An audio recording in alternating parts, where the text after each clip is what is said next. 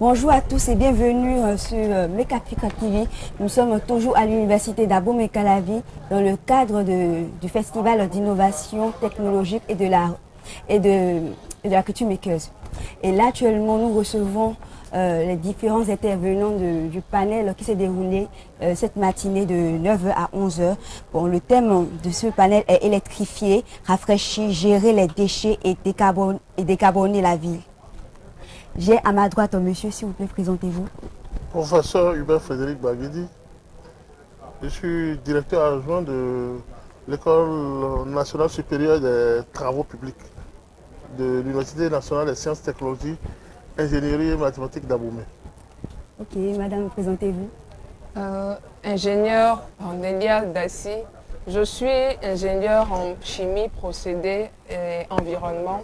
Je suis également ingénieur en valorisation des déchets et président de Artera Bénin. Également, je suis à Abidjan où je suis responsable traitement des eaux usées à Ivoire Oilfield Service, une entreprise de valorisation des déchets.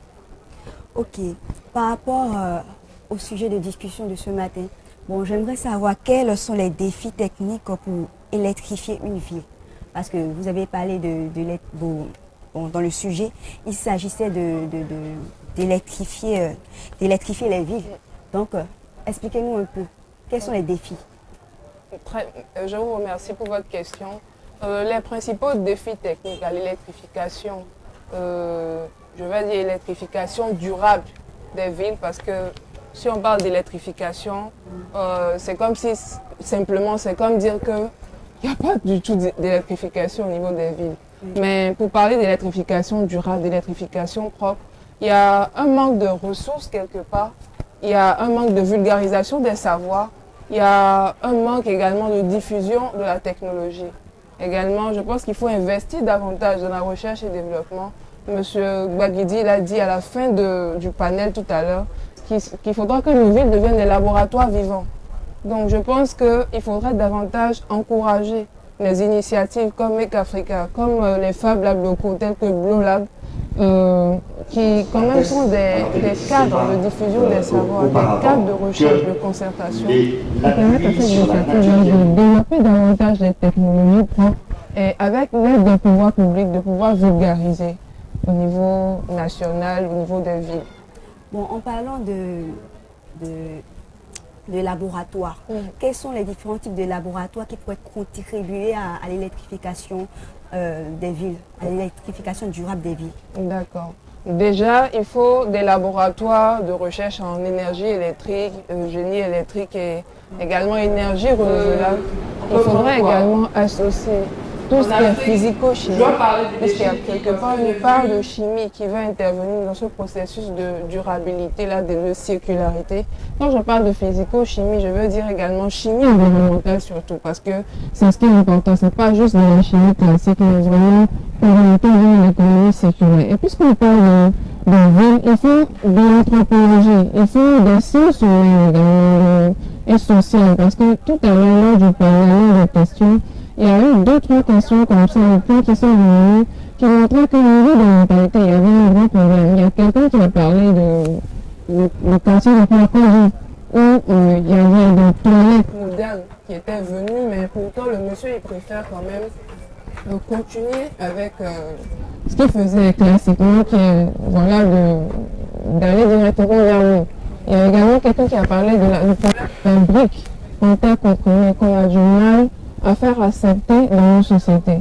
Mais si aujourd'hui, nous arrivions à associer les laboratoires qui travaillent sur tout ce qui est sciences humaines et sociales, l'anthropologie, je pense que cette philosophie, ça aiderait également à comprendre les populations locales et à adapter également la technique aux besoins des populations. Merci beaucoup. Je vais me tourner vers vous pour vous poser également la même question. Quels sont les défis techniques pour électrifier les villes? Alors, l'électricité, c'est le socle de la vie. L'électricité permet d'offrir les autres services à la communauté. Et en ce sens, il nécessite des enjeux qui sont beaucoup plus technologiques que autant technologiques, j'allais dire, que social, culturel et autres. Alors sur le plan technologique, l'électricité, c'est une denrée qui n'est pas dans la nature. Sa production coûte extrêmement cher vu les technologies que nous avons aujourd'hui. D'un autre côté, avec les réchauffements climatiques et les problèmes environnementaux que nous avons, les solutions autrefois développées ne sont plus opérantes. Il vaut mieux trouver des solutions plus durables. Produire de l'électricité durable alors revient à adapter des solutions aux réalités endogènes. Or, ces solutions ne sont pas des solutions localement développées, donc leur adaptation nécessite une adaptation d'abord culturelle, puis sur le plan technologique, beaucoup de formation, et puis une appropriation par les communautés. Donc voilà autant de défis qui s'offrent à la production de l'électricité dans nos villes africaines de nos jours. Merci beaucoup. Ok, je vais me tourner vers madame. Comment les énergies renouvelables peuvent-elles contribuer à l'électrification des villes? Je vous remercie. Les énergies renouvelables comme le solaire notamment, qui est de plus en plus vulgarisé à Cotonou par exemple, l'éolienne peut contribuer à l'électrification des villes en ce sens que déjà elles vont permettre de réduire notre dépendance aux énergies fossiles qui sont juste là classiquement utilisées, à augmenter la production d'énergie électrique parce que la ville grandit aussi. Cotonou s'étend, nos villes africaines en général s'étendent. Donc, si on doit compter uniquement sur les énergies fossiles, qui sont des énergies qui s'épuisent avec le temps, ce sera difficile. Donc, se tourner vers les énergies renouvelables, c'est quand même augmenter la part de production électrique au niveau de nos villes. Ok. Je me tourne également vers vous pour vous poser la même question. Comment les énergies renouvelables peuvent-elles contribuer à l'électrification des villes? D'abord, les énergies fossiles coûtent cher à la production. Une centrale électrique, une centrale nucléaire, c'est des technologies lourdes. Deuxième chose, l'électricité, c'est une denrée qui ne se conserve pas. Le poste de conservation de l'énergie électrique est le poste le plus cher. Et donc, les centrales étant beaucoup distantes des lieux de consommation, et étant donné que la conservation de l'énergie électrique est assez difficile, il est important d'envisager des solutions décentralisées. Et c'est à ce titre que les énergies renouvelables s'y prêtent. Les énergies renouvelables, nous pouvons citer entre autres le soleil qui est le plus réalisé. Nous avons aussi l'éolien, parce que le vent circule dans nos pays. Et donc des installations peuvent permettre de capter l'énergie issue du vent. On a l'énergie de la biomasse, parce que les déchets sont un vrai problème pour nous dans nos villes. À partir de ce moment, on peut les transformer en richesse, en les valorisant en énergie. D'autres types d'énergie renouvelable, par exemple la géothermie, elle permet l'énergie qu'il y a dans le sous-sol. Par exemple, nous tous, quand on était un petit, on s'amusait, quand vous creusez, plus on va en profondeur, plus on sent que c'est chaud. Donc c'est de l'énergie qui est emmagasinée là qu'on peut récupérer pour transformer en énergie électrique. Il y a d'autres types d'énergie renouvelable, l'énergie liée aux rouilles, c'est-à-dire que les vagues de la mer, plein de solutions. Mais le problème aujourd'hui, c'est que ces types d'énergie ne sont pas à un degré de maturation élevé.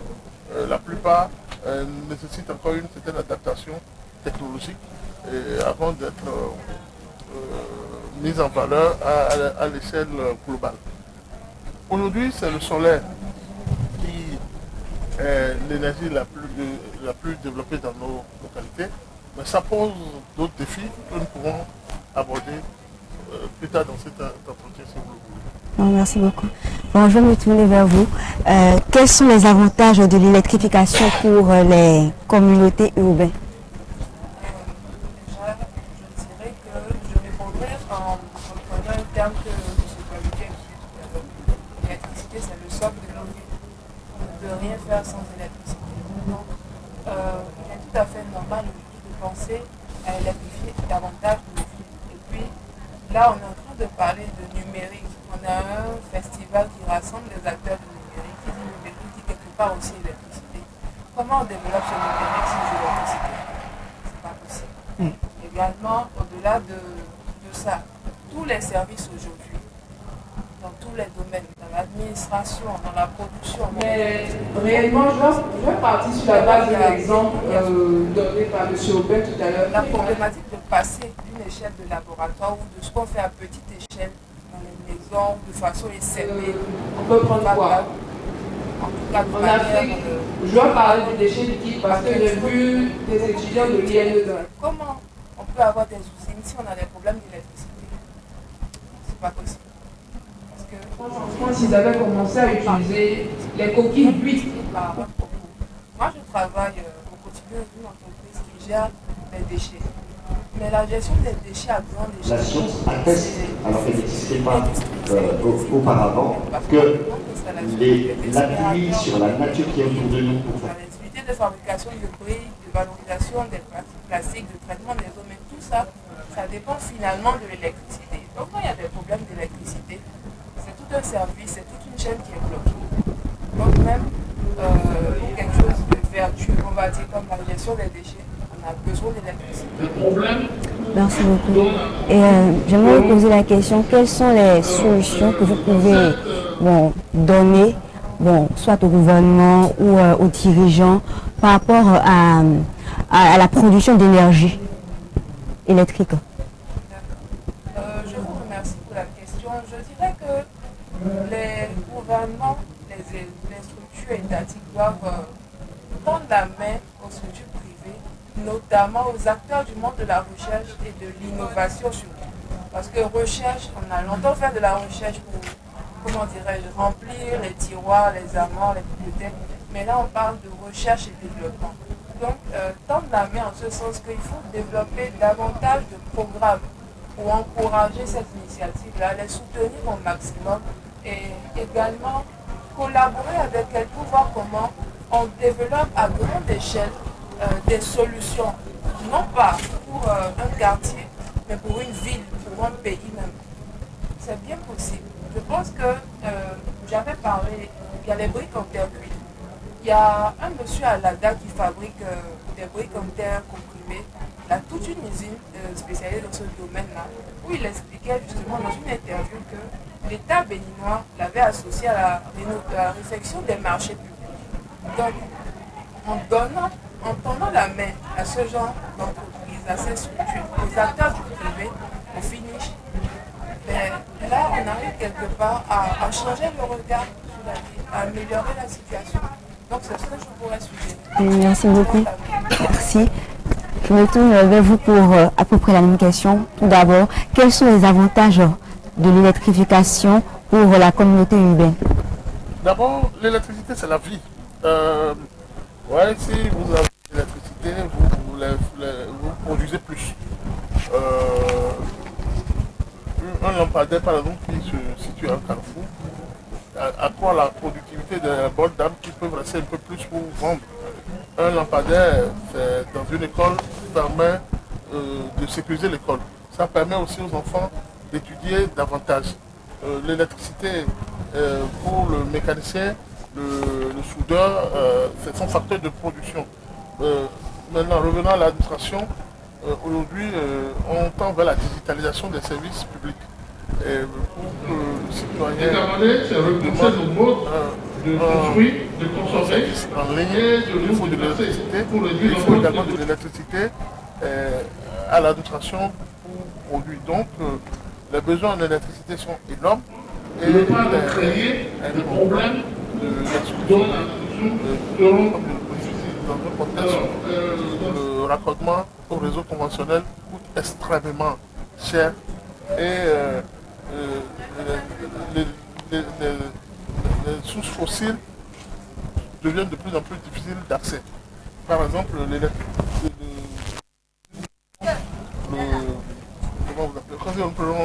le carburant, l'essence par exemple, en 10-20 ans, son prix a été multiplié par 2 au moins. En plus, l'entretien des groupes électrogènes, c'est autant de facteurs qui alourdissent le coût de revient de l'électricité. alors que les énergies renouvelables, là, le soleil est fini. On en a surtout dans les régions méridionales chez nous et dans les désertiques au nord. Le vent il ne finit pas. Les vagues de la mer sont éternelles. Donc voilà autant d'avantages que nous avons qui nous orientent vers les énergies renouvelables que nous pouvons utiliser. Mais pour utiliser ces énergies renouvelables, comme je l'ai dit, il faut envisager les solutions décentralisées. Les solutions décentralisées, c'est les solutions off-grid, les solutions qui sont hors réseau. Plusieurs m'ont dit tout à l'heure que le raccordement réseau coûte cher, produit l'électricité là où on en a besoin. Cette approche a permis aujourd'hui aux dirigeants de fournir beaucoup d'efforts.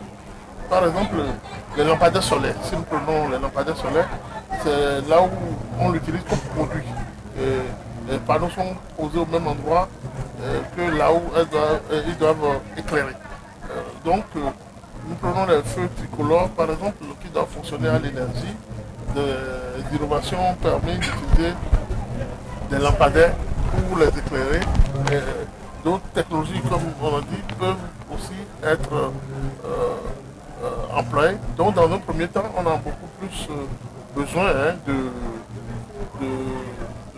solutions décentralisées pour accélérer l'accessibilité des communautés à l'énergie et même à tous les autres services essentiels nécessaires au bien-être de la communauté.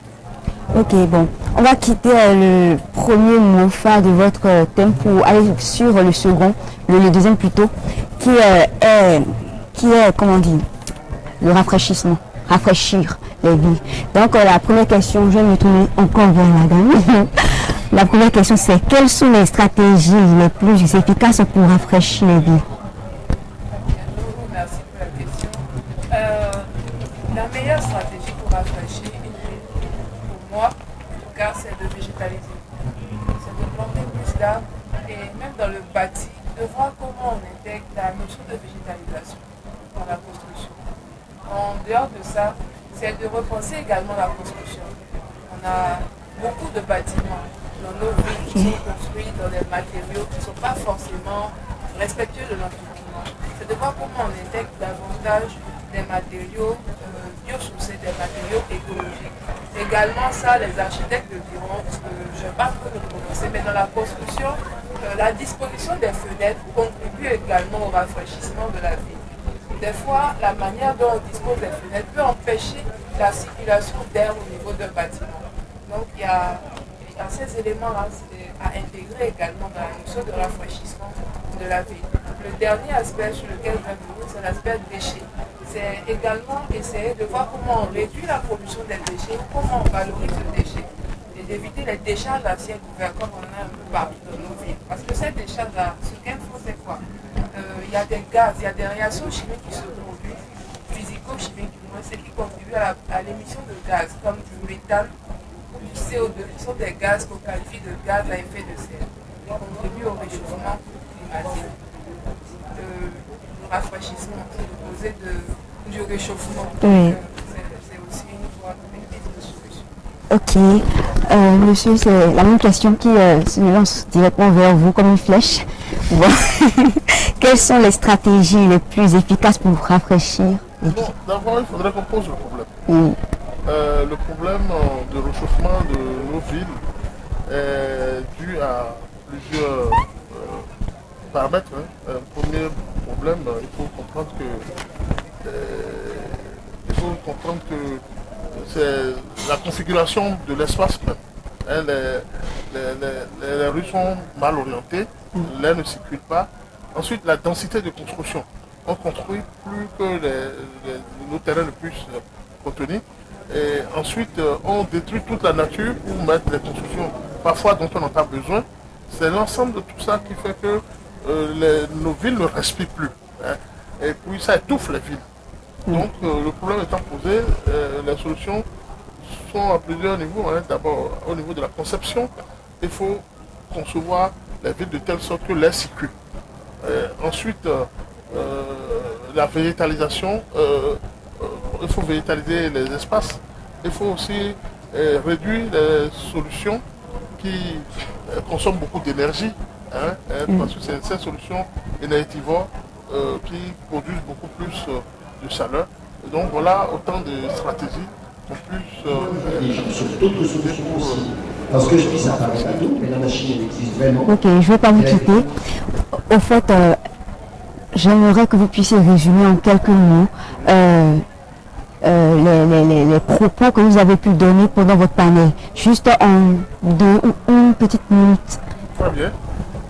C'est un exercice difficile, mais je vais m'essayer à cela. En réalité, la problématique que nous avons abordée ce matin traite des services essentiels. Hein, des services essentiels. Et le profil de ça pour demander à Madame Kassi, je partirai de la gestion des déchets et autres. Autant de services. Aujourd'hui, lorsqu'on met interdit de jeter des déchets, heureuses à nos communautés. Mais leur fourniture connaît beaucoup de problèmes. D'abord parce que les villes s'approchent vite, mais ensuite les stratégies de développement pas toujours adaptées aux réalités et endogènes. Ensuite, les financements qu'il faut pour accéder à ces technologies sont élevés. Et d'autre part aussi, les technologies ne sont pas disponibles. Donc, tout ça appelle à une endogénisation de solutions, c'est-à-dire il faut des solutions adaptées aux réalités locales. Il faut alors construire selon les réalités locales, avec des matériaux adaptés à nos réalités. Il faut construire les villes pour que l'air puisse circuler. Il faut électrifier. Il faut privilégier dans les milieux où le raccordement au réseau conventionnel est difficile, des solutions décentralisées. Voilà autant de solutions. Oui, la gestion des déchets aussi est une problématique très importante. Il faut valoriser les déchets et ne laisser à la nature que les déchets utiles. Voilà autant de solutions qu'il faille envisager pour le rayonnement de nos villes et pour que les services essentiels soient rendus à nos communautés pour le bien-être. Madame Onélia Dassi, je vous prie de vous soumettre au même exercice. D'accord. Exercice difficile, mais je vais essayer, voilà, grosso modo, de ramasser ce que j'avais dit ce matin. Je dirais déjà que aujourd'hui, électrifier, rafraîchir, mieux gérer les déchets, et le dernier point c'était décarboner les villes africaines. Il faudrait commencer par un changement de mentalité qui passe par l'éducation, parce que je pense que c'est une grosse problématique. Par l'éducation à la base, depuis les tout petits jusqu'aux adultes. En dehors, ça passe par quoi? Par insérer des programmes justement qui vont parler de valorisation des déchets, qui vont parler d'économie circulaire, qui vont parler d'électrification durable, d'énergie durable, et également qui vont passer par des ateliers, qui vont inciter les enfants justement à mieux comprendre ces notions-là et à fabriquer eux-mêmes. J'ai vu tout à l'heure dans le programme, je pense que c'était hier ou aujourd'hui, je fabrique mon matériel pédagogique. Imaginez, on incite les enfants à fabriquer, je ne sais pas, des matériaux. En Afrique, je dois parler du déchet liquide parce que j'ai vu les étudiants à faire des plans, peut-être pas aboutis, pas tant ce qu'un architecte ferait, mais des plans préconçus, justement qui stimulent la réflexion au niveau de la petite enfance. Également dans les lycées, dans le monde universitaire, à tous les niveaux en fait, insister pour changer les mentalités. Dans le débat, il faudrait associer les pouvoirs publics, leur contribution qui est vitale, en ce sens que finalement c'est eux qui mènent la danse, c'est eux qui vont impulser cette dynamique-là pour permettre à ce que au niveau territorial, au niveau décentralisé, les lignes puissent bouger. J'avais également beaucoup parlé de gestion des déchets. J'insistais sur le fait qu'il faudrait passer non pas à une gestion, mais à une valorisation. Ne plus parler de déchets, mais de ressources. Voir le déchet comme une ressource utile qui peut contribuer à fabriquer de nouveaux matériaux, à donner de la vie dans nos villes également, et rafraîchir, végétaliser. Et dernier point, décarboner justement en parlant de valorisation des déchets, en repensant la construction au niveau de nos maisons. Voilà. un petit peu ce qu'on peut. Merci à vous. Nous sommes à la fin de ce numéro et j'étais avec Hubert Baguidi et Marie Dassi. Et c'était les deux premiers panélistes. Merci de nous avoir suivis et à toutes pour le reste du programme de la journée.